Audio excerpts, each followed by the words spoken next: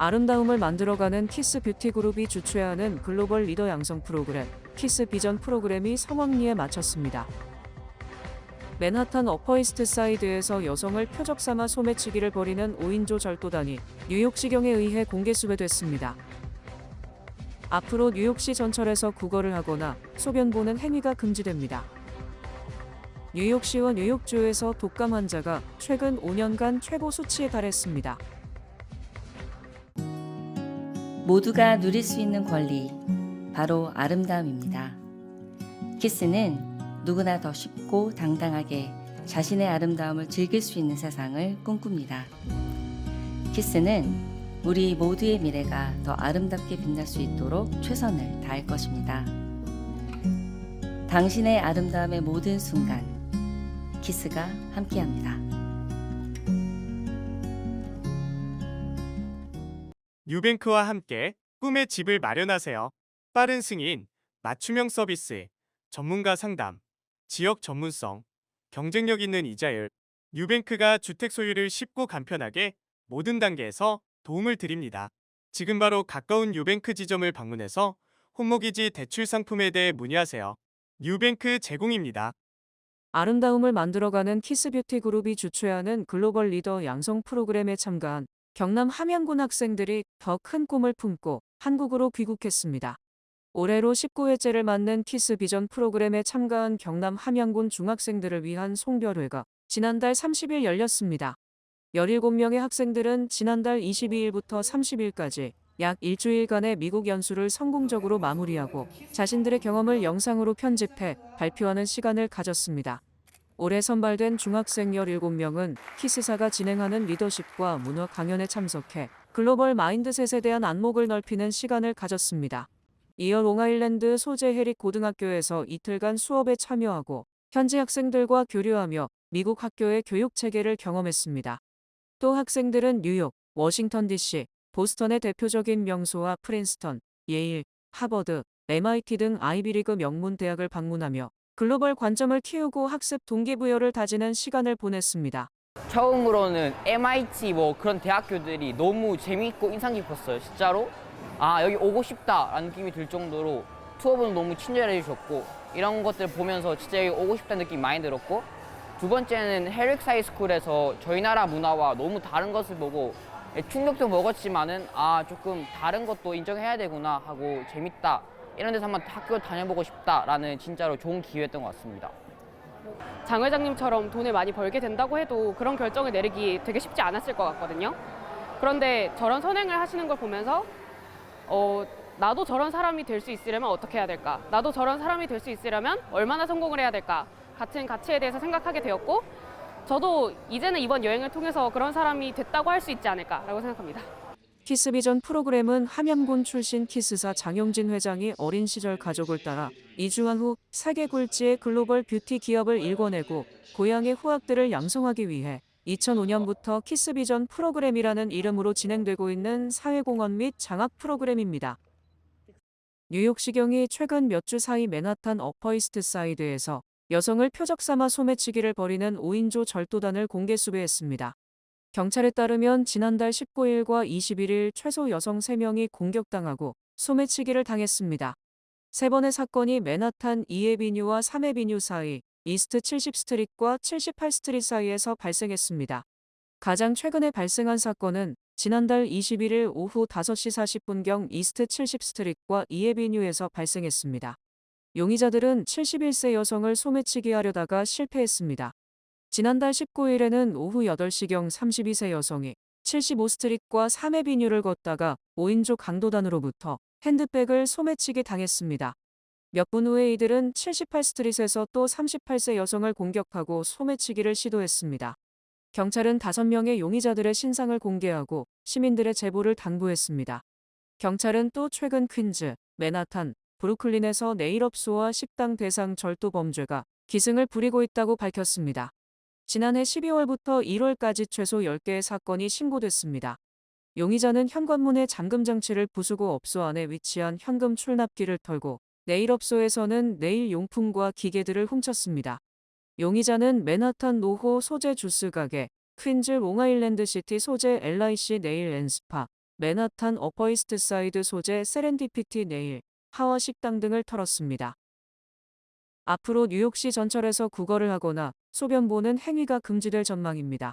제시카 티시 뉴욕시 경찰국장은 삶의 질 개선 부서를 신설해 공격적인 구걸 행위, 공공장소에서 대소변 보는 행위, 일부 노점상 등을 단속해 삶의 질을 떨어뜨리는 경범죄를 단속할 것이라고 밝혔습니다. 특히 이 부서는 전철 좌석에서 눕거나 흡연 및 음주하는 건 역시 적극적으로 단속할 전망입니다. 티시 국장은 삶의 질을 저하하는 사소한 범죄들이 우리 도시가 안전하지 않은 사회라는 인상을 준다며 법을 위반하고 승객을 방해하는 사람들을 지나치지 않을 것이라고 밝혔습니다. 삶의 질 개선 부서 신설 계획은 노숙자나 정신질환을 앓고 있는 이들을 돕기 위한 예방조치와 결합될 전망입니다. 티시 국장은 최근 전철에서 묻지마 폭력 행위가 급증하고 있는데 이러한 폭력을 저지른 대다수는 대중교통 시스템에서 오랜 기간 경범죄를 저지른 전력이 있다고 강조했습니다. 뉴욕시와 뉴욕주에서 독감 환자가 최근 5년간 최고 수치에 달하며 보건당국이 예방접종과 개인 위생 준수를 강력히 촉구했습니다. 뉴욕시 보건국에 따르면 지난 1월 25일 기준 뉴욕시에서 2만 3천 명이 넘는 사람들이 독감 양성 판정을 받았습니다. 이는 전주 대비 4% 증가한 수치입니다. 보건국은 뉴욕시는 독감 시즌이 절정에 달했으며 현재 보고된 사례는 과거 최고치보다 높다며 시민들에게 각별한 주의를 당부했습니다. 뉴욕주 보건국도 주 전체에서 약 5만 2천 명이 독감 양성 판정을 받았다고 밝혔습니다. 이는 전주 대비 6% 증가한 수치로 7주 연속 독감이 광범위하게 확산되고 있음을 보여주고 있습니다. 이번 환자 수도 전주 대비 11% 증가해 3천 명을 넘어선 것으로 파악됐습니다. 보건당국은 생후 6개월 이상의 모든 시민에게 독감 예방접종을 받을 것을 권고하고 특히 어린이, 노인, 임산부, 기저질환자 등 고위험군은 반드시 접종해야 한다고 강조했습니다. 에릭 아담스 뉴욕시장과 트럼프 대통령의 사면 뒷거래 의혹이 제기되는 가운데 아담스 뉴욕시장이 당적을 바꿔서 공화당 후보로 뉴욕시장 재선에 출마할 것이라는 관측이 제기됐습니다. 마이클 랜디노 브롱스 공화당 회장은 아담스 시장이 오는 6월 공화당 후보로 뉴욕시장 예비선거에 출마하는 것을 고려하고 있다고 주장했습니다. 랜디노 회장은 트럼프 대통령이 아담스 시장의 공화당 출마를 원하고 아담스 시장을 공화당 후보로 선택한다면 누구도 이에 반대하지 못할 것이다. 이것이 아담스 시장이 살아남을 수 있는 유일한 방법이라고 강조했습니다. 특히 아담스 시장은 트럼프 대통령 취임식에 참석한 뒤 뉴욕 출신 공화당 정치인들과 만찬을 갖고 이 같은 방안을 논의했으며 공화당이 유일한 생명줄이라는데 인식을 같이 한 것으로 알려졌습니다. 공화당 후보로 출마하는 것이 살아남을 수 있는 방법이라는 것은 공화당 후보로 출마 전 트럼프 대통령 또는 트럼프 연방검찰로부터 뇌물수수 혐의 기소를 취하하는 것을 전제로 한 것입니다. 즉 아담스 시장이 뇌물수수 혐의 기소 취하를 조건으로 올해 시장 임기가 끝날 때까지는 트럼프 대통령의 불체자 체포 및 추방에 협조하고 동시에 올해 시장 선거 때는 민주당에서 공화당으로 당적을 바꿔서 출마한다는 뒷거래가 진행되고 있음을 시사하는 것입니다. 아담스 시장은 지난해 12월 6일 민주당에서 공화당으로 당적을 바꿔서 출마할 가능성을 언급하며 애드벌룬을 띄운 적이 있고 그 이전부터 트럼프와의 스킨십을 강화하며 트럼프의 보호 아래 자신의 몸을 의탁하려는 모습을 보여왔습니다.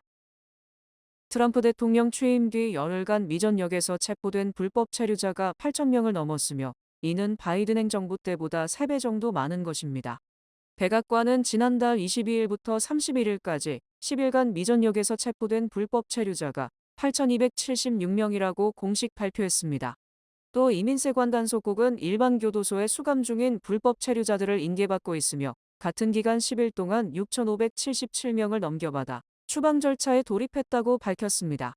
일자별 체포 현황을 보면 21일과 22일 낮까지 33시간 동안 538명, 23일 593명으로 늘었다가 24일 286명으로 줄어들자 트럼프 대통령이 실망감을 표시했습니다. 그 뒤 다시 이민세관 단속국은 하루 체포 목표까지 설정하고 각 지역별로 쿼터를 만드는 등 체포를 독려, 25일 956명, 26일 일요일에는 1179명을 체포한 뒤 계속 1000명 안팎을 이어가고 있습니다. 또 트럼프 취임 10일간 하루 평균 체포 인원은 827명이며 이는 바이든 대통령 시절 하루 310명보다 약 3배 정도 많은 것입니다. 트럼프 대통령은 1950년대 아이젠하워 대통령 시절 불체자 130명을 체포, 추방했으며 이보다 더 많은 불체자를 추방할 것이라고 공언, 미국에서 불체자가 사라지는 동시에 이들이 담당했던 저임금 일자리가 고임금으로 대체되면서 국민 부담이 가중될 것이 확실시됩니다. 일단 트럼프 대통령은 범죄를 저지르고 일반 교도소에 수감돼 있는 불체자가 20만 명을 넘는다고 보고 이들의 신변부터 인수, 무조건 추방하고 범죄를 저지른 뒤 도주, 수배 상태에 있는 45만 명도 체포와 동시에 추방한다는 계획입니다. 특히 트럼프 대통령은 취임 일주일 만에 이미 7,300명을 추방했으며 이는 일주일 추방으로는 최대 기록에 해당합니다. 트럼프 대통령이 캐나다와 멕시코에 대한 25% 관세 부과는 한 달간 미루기로 한 반면 중국에 대한 10% 추가 관세는 오늘부터 시행에 들어갔습니다. 트럼프 대통령은 3일 캐나다와 멕시코 등 두 나라 정상과 전화 통화를 하고 이들 국가가 마약 및 미립국 근절을 위해 노력하겠다고 약속함에 따라 관세 부과를 한 달 동안 미루겠다고 발표했습니다. 캐나다 정부는 마약 문제 담당 펜타닐 차르 임명, 국경에 마약 차단 병력 1만 명 투입, 국경 강화에 13억 달러 투입 등을 약속, 유예 조치를 받았고 멕시코 정부도 미국 국경에 1만 명의 군대를 파견하기로 했습니다. 트럼프 대통령은 이날 시진핑 중국 국가주석과도 통화할 것이라고 밝혔으나 관세 부과 시점까지 통화는 이뤄지지 않았고 결국 오늘 새벽 0시부터 중국에 대한 10% 추가 관세가 부과되고 있습니다.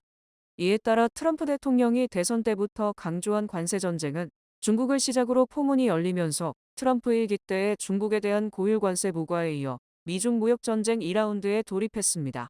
이에 대해 중국 정부도 미국산 일부 수입품의 10% 추가 관세를, 석탄과 액화천연가스에 대해 15%의 추가 관세를 부과하는 등 즉각 보복 관세를 실행에 옮기면서 긴장이 고조되고 있습니다. 다만 트럼프 대통령은 중국에 대해 60% 관세를 주장해왔지만 10%에 그치면서 양국 간 정상 등의 통화를 위해 극적인 협상 타결 가능성도 조심스럽게 제기되고 있습니다. 특히 트럼프 대통령은 캐나다와 멕시코를 극한 상황으로 모는 듯하다가 쉽게 한 달간 미루는 조치를 취한 것으로 미루어 보면 트럼프 본인도 관세 부과가 몰고 올 후폭풍을 두려워하고 있으며 관세 위협은 협상용 뻥카라는 지적이 일고 있습니다.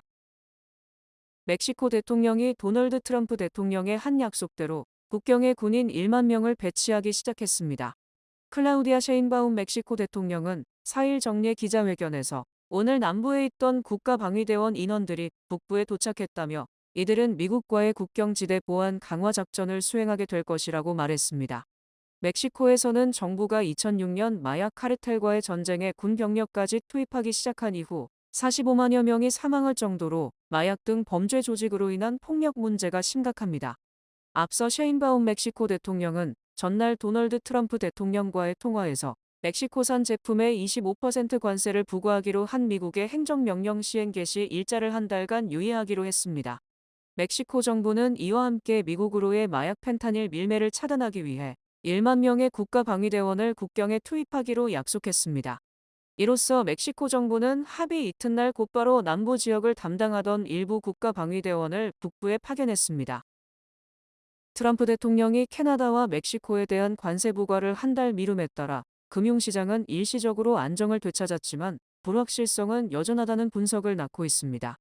월스트리트저널은 미국이 막판에 캐나다와 멕시코와 관세를 연기하는 합의를 이뤄냈다.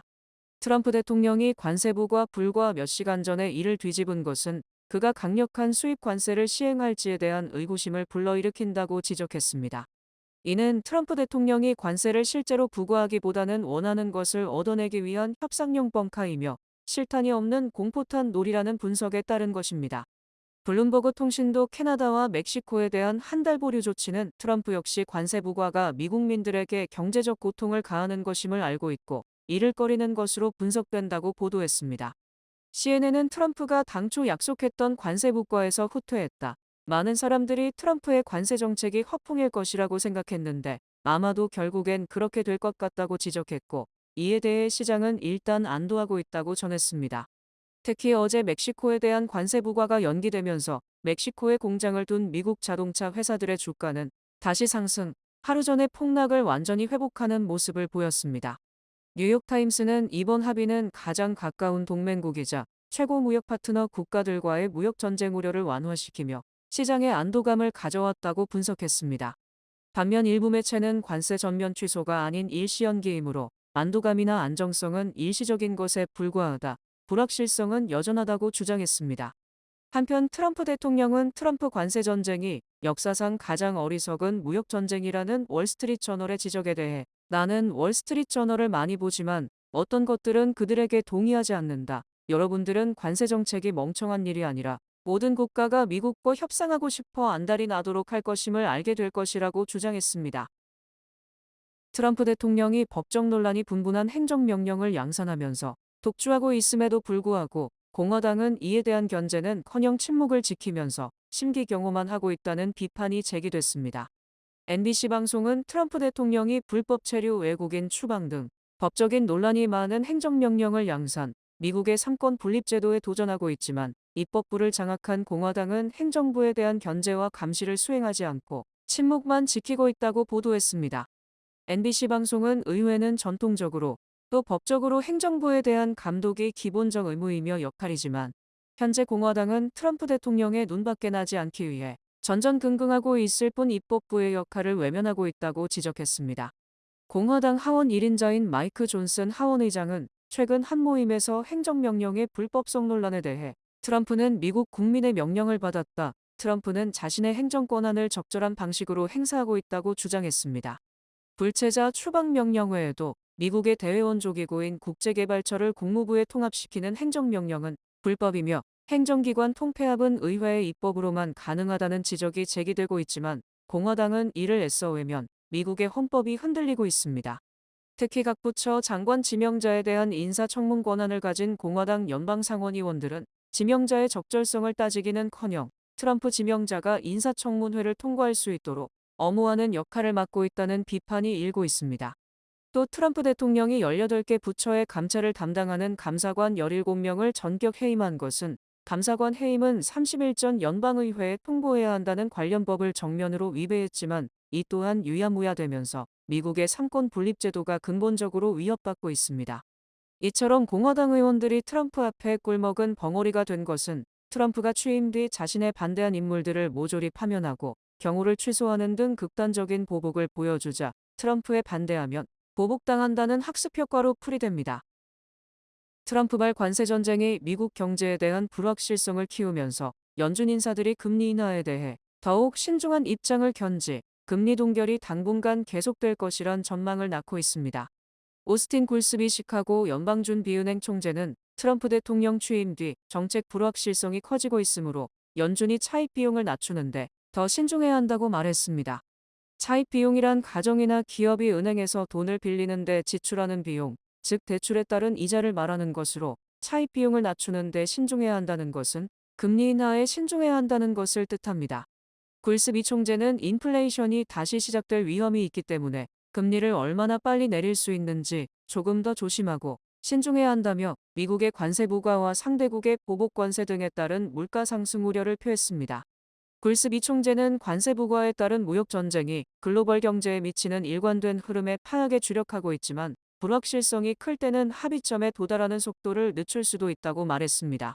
레피얼 보스틱 애틀랜타 연방준비은행 총재도 지난해에 단행한 금리 1%포인트 인하가 경제에 어떤 영향을 미치는지를 파악해야 한다. 금리 인하에 따른 경제 지표를 기다려야 한다고 주장했습니다. 보스틱 총재는 지난해 12월 31일에도 불확실성이 있었지만 지금은 그때보다 불확실성이 더 크다며 트럼프 취임 이후 불확실성이 증대됐음을 시사했습니다. 보스틱 총재는 오는 3월 연방공개시장위원회 회의 때까지 인플레이션 경로에 대한 명확한 결론을 내리지 못할 것이라고 주장, 3월 금리 회의 때도 현재와 같은 금리 동결 가능성을 내비쳤습니다. 수전 콜린스 보스턴 연방준비은행 총재는 인플레이션이 급상승하지 않는 한 연준이 관세 전쟁에 대해 즉각 반응하지 않을 것이며 관세가 물가에 미치는 영향을 파악하는 데 주력할 것이라며 관망 정책을 주장했습니다. 본 프로그램은 누구나 사용하기 쉽고 간편한 체킹 계좌 뱅크 오브 오프 심플리 체킹으로 새해를 심플하게 시작하세요. 지금 가까운 지점을 방문해 보세요. 주요 단신 전해드립니다.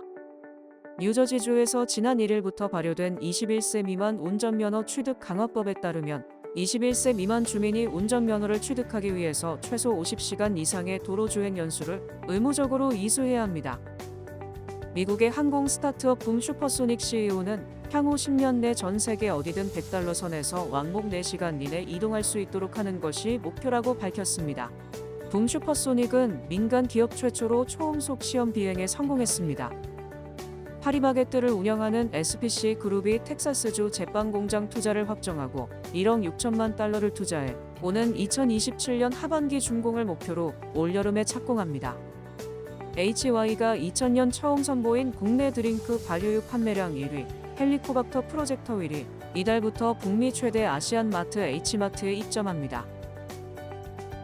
트럼프 행정부의 최근 관세 조치로 기업 수익 예측이 어두워지면서 골드만삭스 그룹은 향후 미국 주식이 5% 급락할 위험이 있다고 전망했습니다.